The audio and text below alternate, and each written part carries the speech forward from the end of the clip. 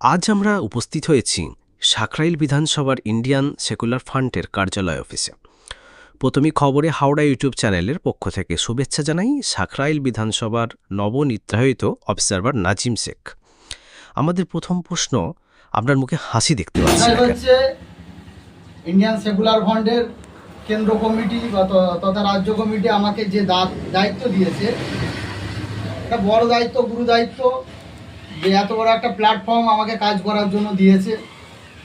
তো আমি সম্পূর্ণ তখনই খুশি হব যখন আমার এই দায়িত্বটাকে আমি সফলভাবে পালন করতে পারবো এবং আমার ওপরে দল যে আস্থা রেখেছে সেই আস্থাটাকে আমি দেখাতে পারবো। তখনই আমি শান্তির হাসি, তৃপ্তির হাসি হাসবো।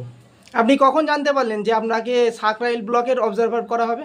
আমাদেরকে অফিসিয়ালি জানানো হয়েছে, আলোচনা হয়েছে আলোচনার মাধ্যমে, এবং আমাকে অফিসিয়ালি জানানো হয়েছে। তারপরে তো আমাদের চেয়ারম্যান বিধায়ক নওশাদ সিদ্দিকী সাহেব উনি প্রেস কনফারেন্সের মাধ্যমে ঘোষণা করেছেন। তো পরিকল্পনা কি করছেন 26-এ আপনারা কিভাবে এগোবেন? দেখুন, 21 থেকে পথ চলা শুরু করেছি, এখন আমরা 25-এ পদার্পণ করেছি, 26-এ যাব। আমরা এর আগে প্রথম বিধানসভা আমরা সাফার করেছি, তারপরে পঞ্চায়েত সাফার করেছি, এবার আবার 26-এর বিধানসভা আমরা পরিকল্পনা করছি। সাকরাইল বিধানসভায় আমরা 1 ইঞ্চি মাটি বিরোধীদের ছাড়ব না। আমাদের বিজেপি এবং তৃণমূল এই উভয় সাম্প্রদায়িক দল বিজেপির বিরুদ্ধে এবং এই অপশক্তি তৃণমূলের হাত থেকে সাকরাইলবাসীকে বাঁচাতে আমার লড়াই জারি থাকবে।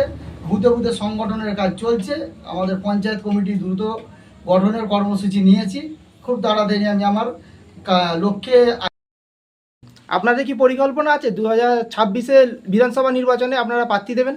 দেখুন, আমরা তো চাইবো, আমরা রাজনৈতিক দল, আমরা চাইবো আমরা প্রতিদ্বন্দ্বিতা করি। তারপরে সর্বোপরি আমাদের রাজ্য কমিটি যেটা সিদ্ধান্ত দেবে সেটাকে আমরা মেনে নেব।